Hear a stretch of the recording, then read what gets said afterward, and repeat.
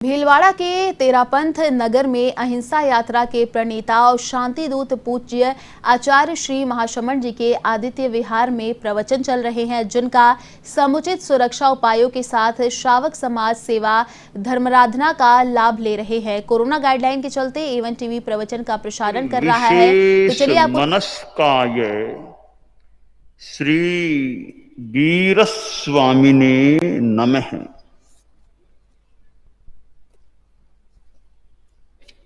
भगवान महावीर की अध्यात्म यात्रा का प्रसंग जम्बू द्वीप के पश्चिम महाविदेह में महावप्र नामक विजय थी। हम मनुष्य क्षेत्र में हैं, अढ़ाई द्वीप में हैं और अढ़ाई द्वीप में भी यह मध्यवर्ती जम्बू द्वीप, उसमें हम रह रहे हैं और हमारे इसी जम्बू द्वीप के महाविदेह क्षेत्र में महावप्र नामक जो विजय, उसमें एक नगरी हुआ करती थी। उसका नाम था जयंती। वहां का राजा शत्रुमर्दन नामक सम्राट था, राजा था। और उसके राज्य में पृथ्वी प्रतिष्ठान गांव था और उसका अधिकारी एक व्यक्ति था। उसका नाम था नयसार। राजा होता है तो वह तो मान लो सर्वोच्च है, परंतु कार्य तो कितनों से राजा को भी लेना होता है। कितने अफसर, अधिकारी, मंत्री आदि आदि होते हैं। तब राजा राजतंत्र का सर्वोच्च रूपेण संचालन करने में सौविध्य प्राप्त कर सकता है। एक चक्के से रथ नहीं चलता है। नेगेण चक्केण रहोपयाति, नैकेन चक्रेण रथ प्रयाति। एक चक्र से रथ नहीं चलता, अनेक चक्र होते हैं तब रथ चलता है। तो राजा के लिए भी यही बात है कि अकेले से सारा काम होना सामान्यतया मुश्किल है। तो कुर्वीत सचिवांस तस्मात्, इसलिए राजा सचिवों की नियुक्ति करे, सचिव बनाए, सहयोगी बनाए, ताकि राजा का काम हल्का हो जाए और सचिवों के माध्यम से कार्य होता रहे। तो राजा के लिए अब राज्य की स्थिति को जानना है तो राजा कहां कहां जाकर के सर्वे करेगा, कहां क्या हो रहा है। कहीं कहीं ठीक है, पुराने जमाने में कहते हैं राजा वेश बदलकर रात में नगर में भ्रमण करते। ठीक है, कभी कभी कर लें भले। इतने से सारा काम न भी हो तो राजा कैसे जानकारियां प्राप्त करें। एक संस्कृत में छोटा सा एक श्लोक का चरण या सूक्त है, जो भी राजानश्चार चक्षुष है, राजानश्चार चक्षुष है कि राजा चार चक्षु वाले, चार का मतलब एक दो तीन चार नहीं, चार गुप्तचरों की आंखों से राजा देखता है। राजा खुद नहीं जा सके, राजा एक जगह है तो उसके गुप्तचर लोग गुप्त सूचनाएं इकट्ठा करके राजा के पास पहुंचाते हैं कि यह स्थिति है अभी राज्य की। तो उस आधार पर राजा को अपना निर्णय लेने में सुविधा हो सकती है। तो राजा नश्चार चक्षुष है, राजा की आंखें वे गुप्तचर बनते हैं और राजा के पास जानकारियां आती हैं। तो शत्रुमर्दन राजा था जयंती नगरी का। तो उसके अधिकारियों में माने एक अधिकारी था पृथ्वी प्रतिष्ठान गांव का, उसका नाम था नयसार। एक बार राजाज्ञा हुई,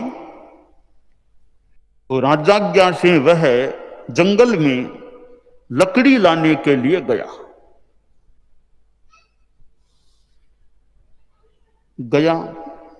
और वहां अपने साथियों के साथ, आखिर भूख तो लगती है आदमी को सामान्यतया, तो भोजन करना है।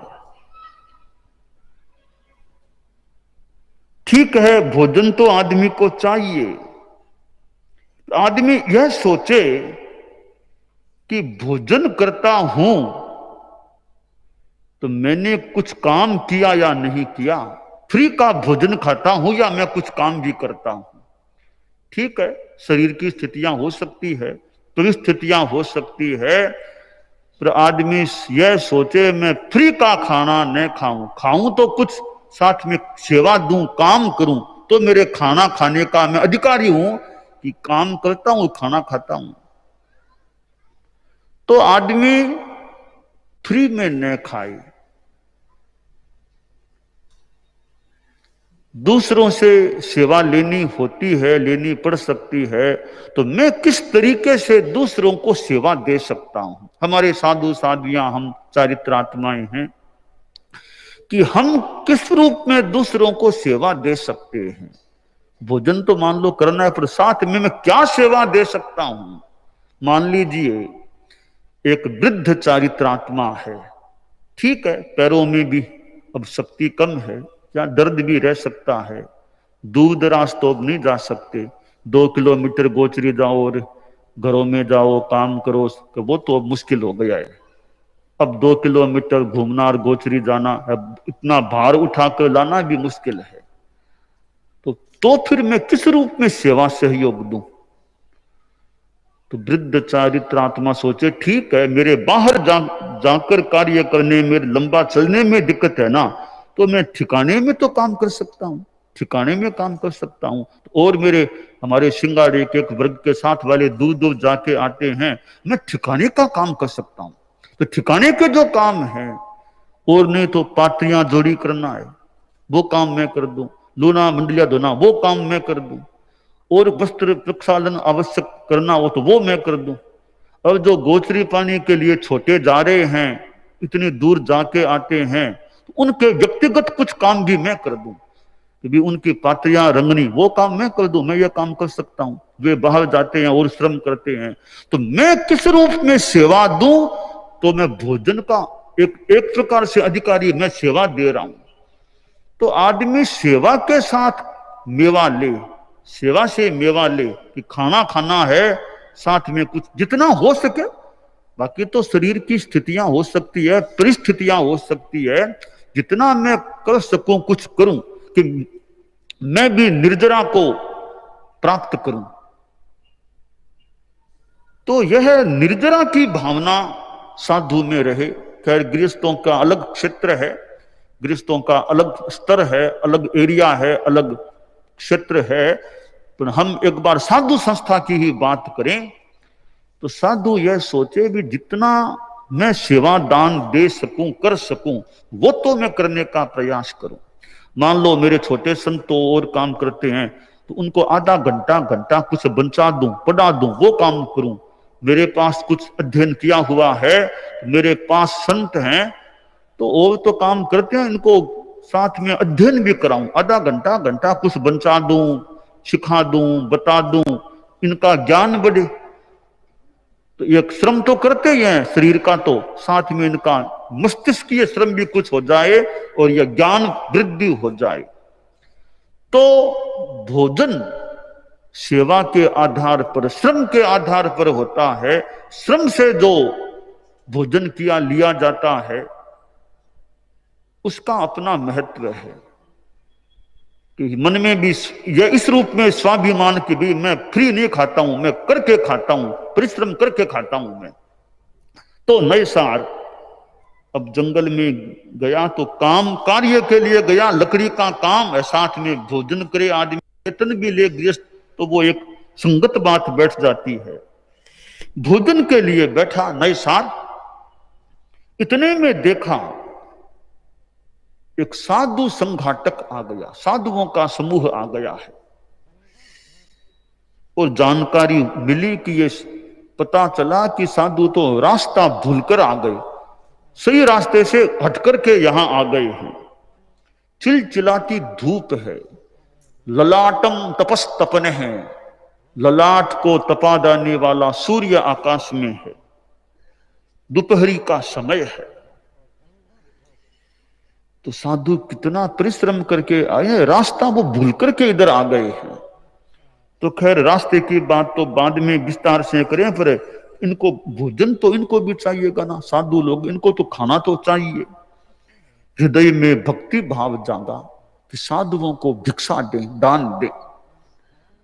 साधु को दान देना, जैसे श्रावक है तो वह सोचे भी साधु चारित्रात्माओं को कोई दान लग जाए, भावना रखे चारित्रात्माओं को दान लग जाए, भोजन का दान, वस्त्र का दान, आवास स्थान का, उनके प्रवास के लिए उनको दे देना।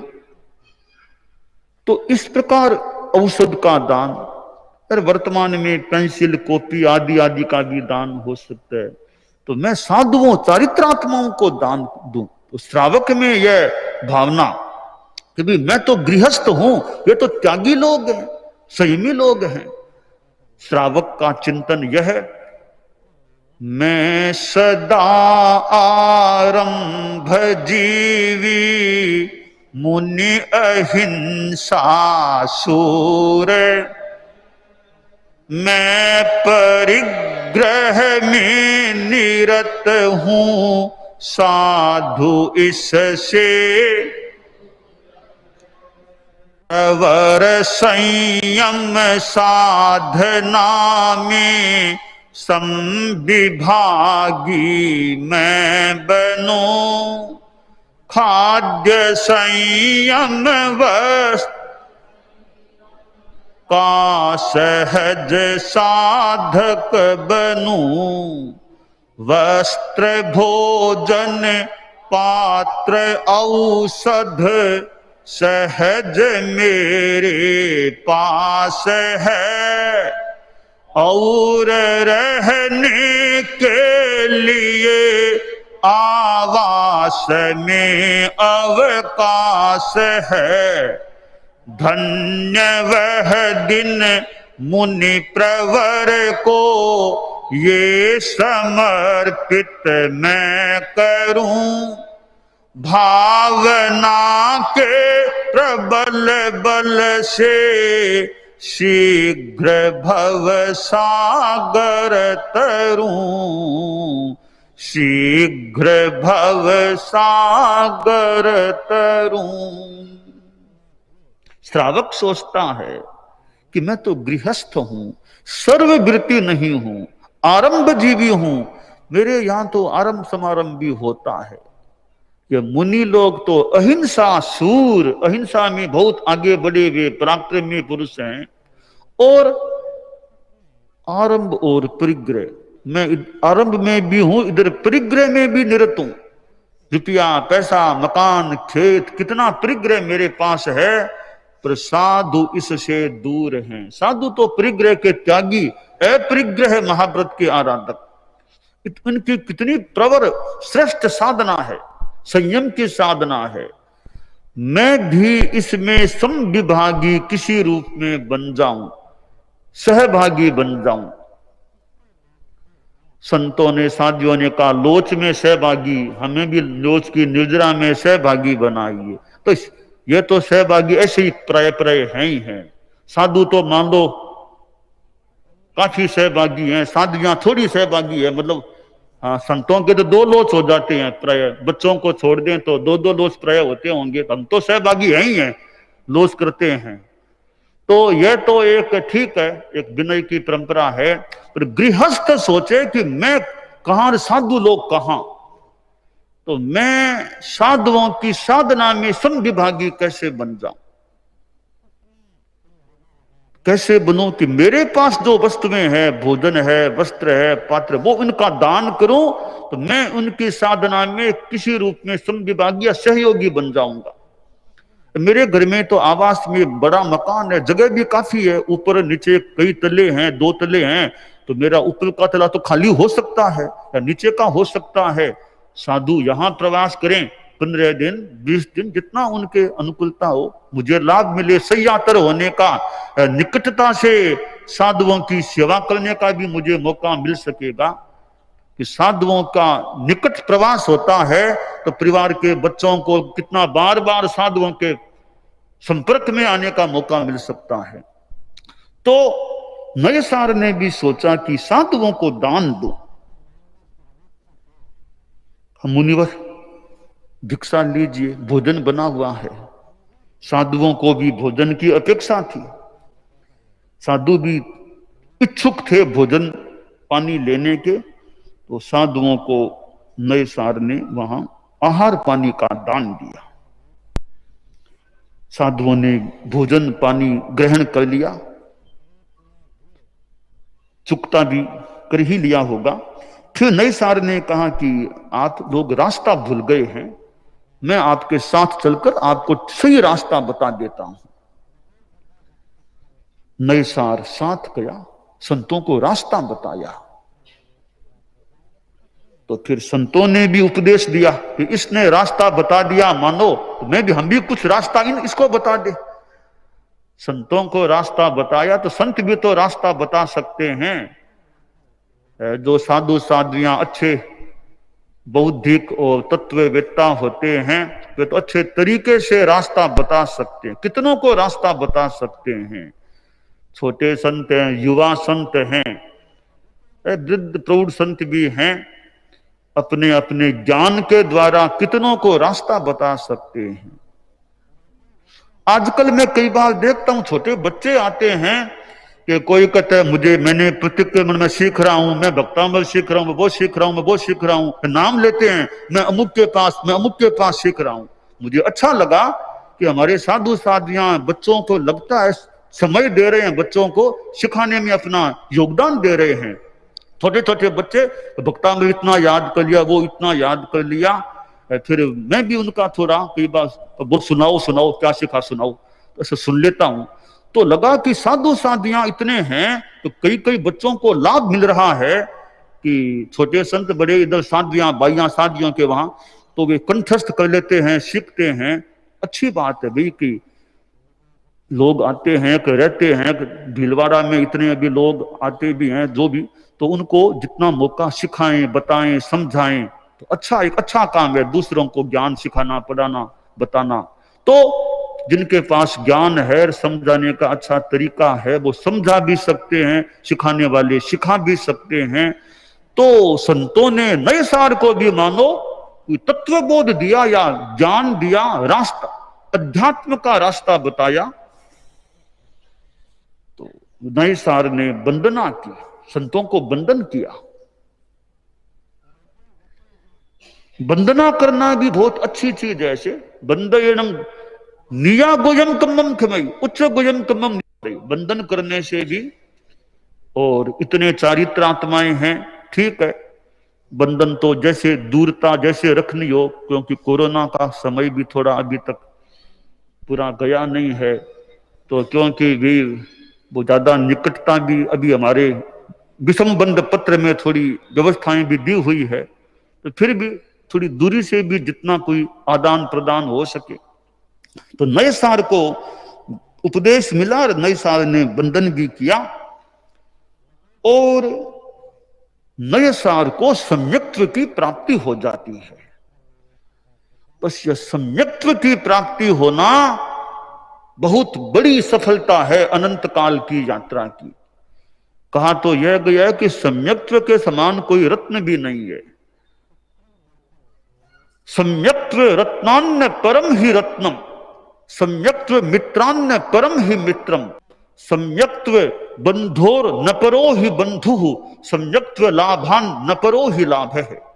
सम्यक्त्व के समान कोई दूसरा रत्न नहीं है, सम्यक्त्व के समान कोई दूसरा मित्र नहीं है, सम्यक्त्व के समान दूसरा कोई बंधु नहीं है, और सम्यक्त्व के समान दूसरा कोई लाभ नहीं है।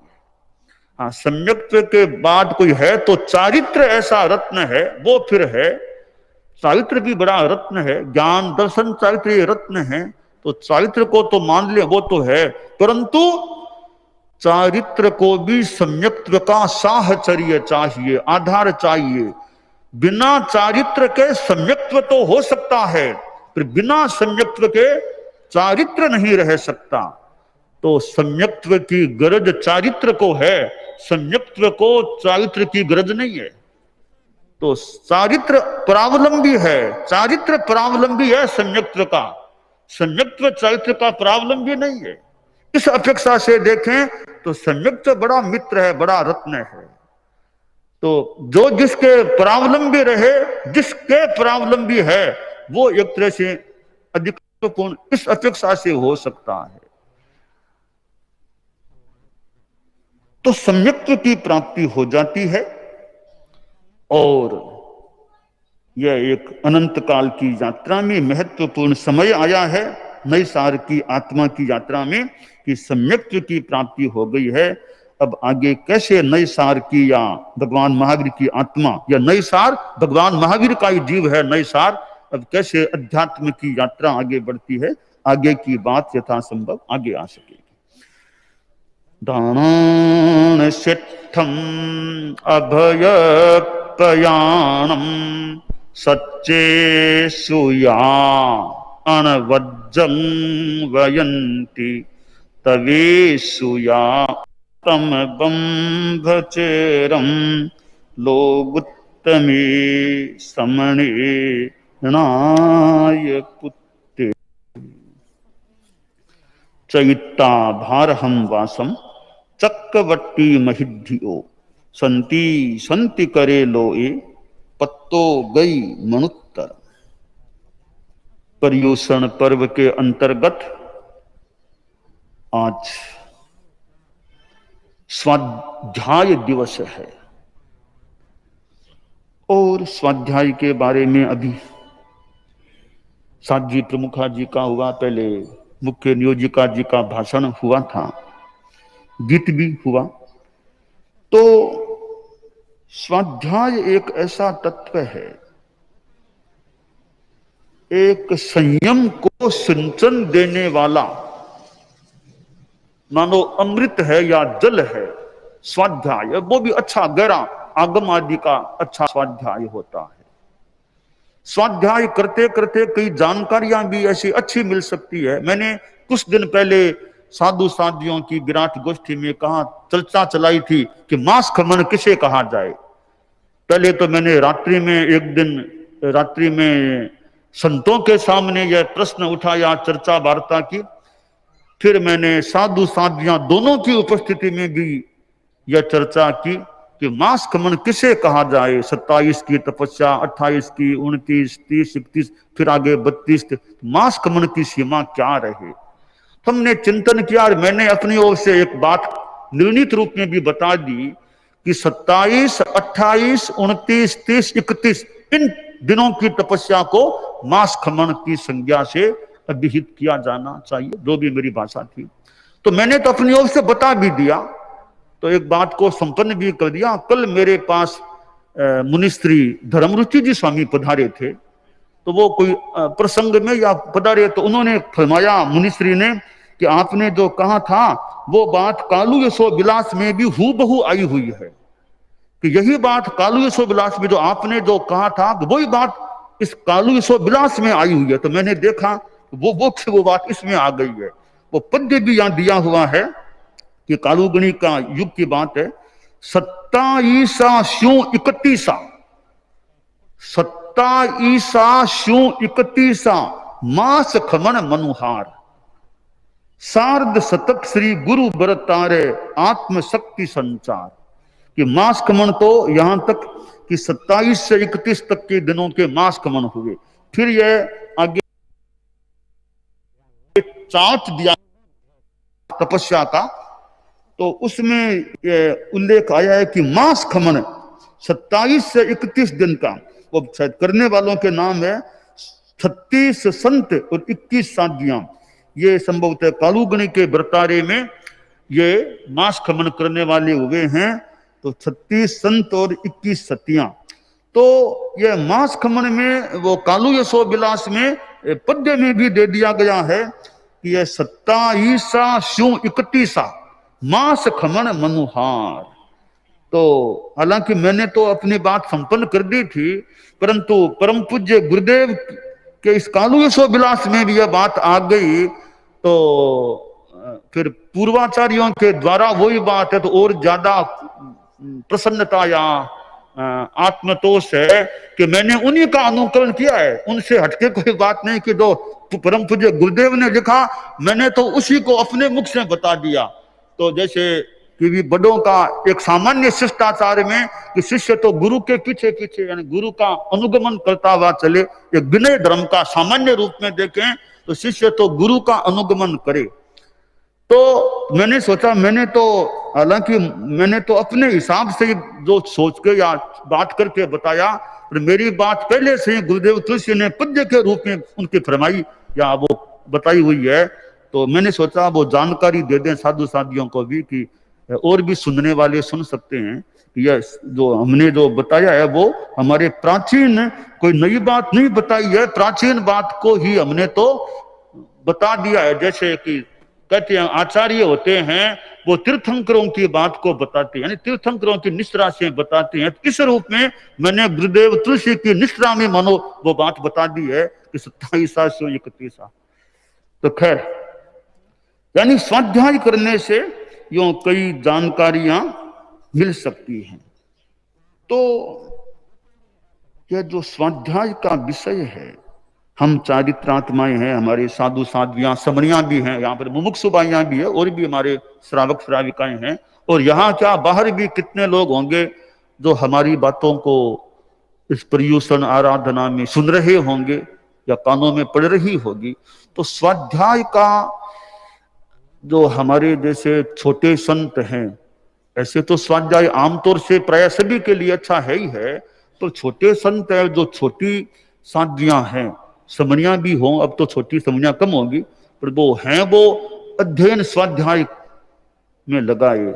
हमारे छोटे छोटे संत लोग बैठे हैं, ये छोटे छोटे संत हैं, वो हमारे धर्म संघ की एक मानो नई पौध है, नई पौध है।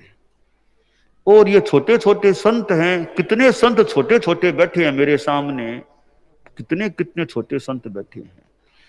ऐसे ये छोटे संत हैं, अब ये मतलब ज्ञानाराधना में भी इनका अच्छा विकास, छोटी कई साध्वियां भी है, वो अवंती प्रभार, आरस प्रभार, ये श्रुति प्रभार, जगत यसार, मंजुल यसार, ऐसे कई साध्वियां, अभी तो बहुत न्यारा से भी आई हुई साध्वियां ऐसी छोटी छोटी, ये भी बहुत उम्र की नहीं, छोटी है उम्र में। अब ऐसी साध्वियां है, इनका ये गंभीर प्रभा है, प्रवीण है, प्रभार सार्थक, समीक्ष, ऐसे कितनी कितनी छोटी जो यानी बहुत बड़ी उम्र की नहीं है, 30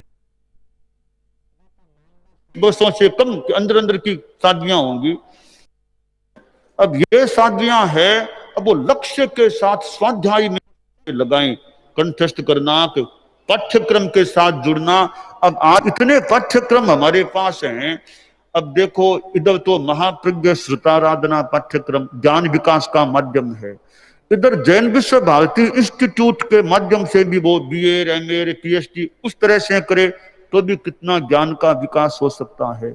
और ये तत्व ज्ञान में ये आपके साध्वी प्रमुखा जी के मान लो, जो भी हमारा मान लो महिला मंडल चलाता है तत्व ज्ञान का कोर्स, वो 13 पंथ वाला, दर्शन वाला, तो अच्छे वैसे ऐसे कई मुझे जानकारी मिल रही है, कई साधियां उन कोर्सेज से जुड़ी हुई है, यानी तत्व ज्ञान वाले से। पहले साध्वी वरिया भी उसका अध्ययन किया है, साध्वी वरिया तत्व ज्ञान का। तो ऐसे ये एक माध्यम है, अब परीक्षा भी होती है तो व्यवस्थित ज्ञान हो जाता है, एक व्यवस्थित एक प्रमाण पत्र मिले, इतना अध्ययन कर लिया है, तो ये सब स्वाध्याय के माध्यम है। अब ये इतने बालमुनि हैं, अब कितने यात्रा भी साथ में यात्रा भी करने वाले करते हैं, अपने साथ में काम भी करते होंगे अपने ढंग से करने वाले, साथ में उम्र भी छोटी है, अब साथ में इनका अध्ययन भी अच्छा चलता रहे। अब मैंने कईयों को कभी कभी कहता हूँ यह करो यह करो, तो ऐसे वो अध्ययन में आगे बढ़ते रहें तो अच्छा इनका विकास हो। ये बचपन की या कैशोर्य की अवस्था है, वो हमेशा नहीं रहेगी, ये अवस्था हमेशा नहीं रहेगी। ये नहीं कि हमेशा बच्चे ही रहेंगे, हमेशा तो बच्चा रहना नहीं है, यहाँ अच्छा भी नहीं, बच्चा हमेशा क्यों रहे व्यक्ति। तो यह अवस्था हमेशा नहीं रहेगी, तो अभी है, इस अवस्था का लाभ उठाना चाहिए। और भी काम है, सेवा आदि भी काम है, साथ में जितना समय मिल सके या स्वाध्याय का क्रम भी चलना चाहिए, चितालना भी जितना आनुकूल्य हो चितालना करते रहना चाहिए। अब जैसे मान लो सबसे छोटा साधु कौन है, अभी तुम में सबसे छोटा या दीक्षा में छोटा सबसे कौन है? तुम चितालना करते हो रात में? कितना गाथा कर लेते हो आमतौर से? हैं? आगे बोलो, कितना गाथा कर लेते हो? 600। कितना? 600 रोज कर लेते हो? रोज 400-500 गाथा हो जाए, 600 400-500 हो जाए, 700 हो जाए रोज का प्रयत्न। 600। तुमसे बड़ा वो ऋषि क्या करता है? ऋषि इसका भाई है संसार में। तुम चितालना करते हो क्या? रोज करते हो? कितना गाथा? कितना गाथा करते हो? 200-400 कर लेते? हाँ, उतरा दिन सिखा हुआ है ना, तो चितालना होता है। ये अरहम क्या करता है? बात होगी बैठ दो, जिनसे बात होगी वो बैठ जाओ। क्या चितालना करते हो? 800 गाथा। 800 गाथा रोज। अच्छा, ये ज्योति तुम क्या करते हो? लगभग 300 गाथा। 300 गाथा, ठीक है। ये दयेश तुम कितना करते हो? लगभग 1000 हैं? 1000-1500 रोज का 1000 करीब। हाँ। अच्छा, ठीक है। तो पार्श्व यहाँ बोल दो, यहाँ बोल दो। कभी कभी चिताना हो पाता है, साधने का वगैरह में ज्यादा समय लगता चितालना कम, थोड़ा कम करते हो। साहित्य पढ़ते हो? है। साधने का वगैरह में ज्यादा समय लगता है। वो खुश तुम कितना करते हो? संस्कार बोध और 400-500 संस्कार बोध और 10 का कहीं बोले? 1-2 दिन। करते हो ना चिता? 200-300-400 रोज गाथा? नहीं, कभी कभी कभी कभी कभी कभी, रोज नहीं करते क्यों?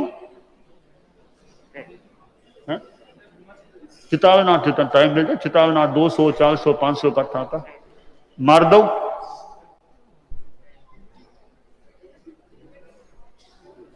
लगभग 100 गाथा। 100 गाथा रोज, ठीक है। कैसी?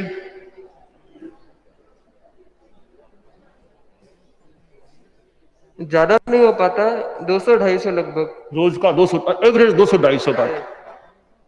ये ध्रुव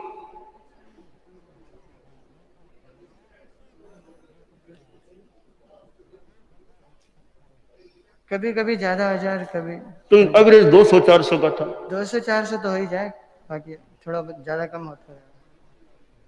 और ये नमन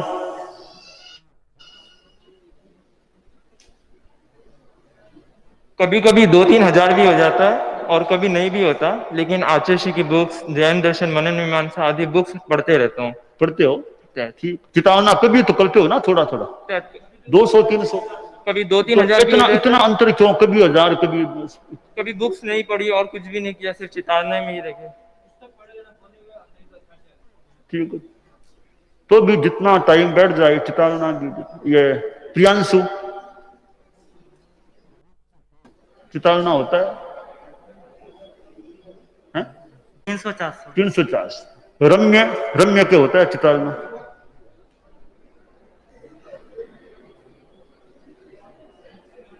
हाँ,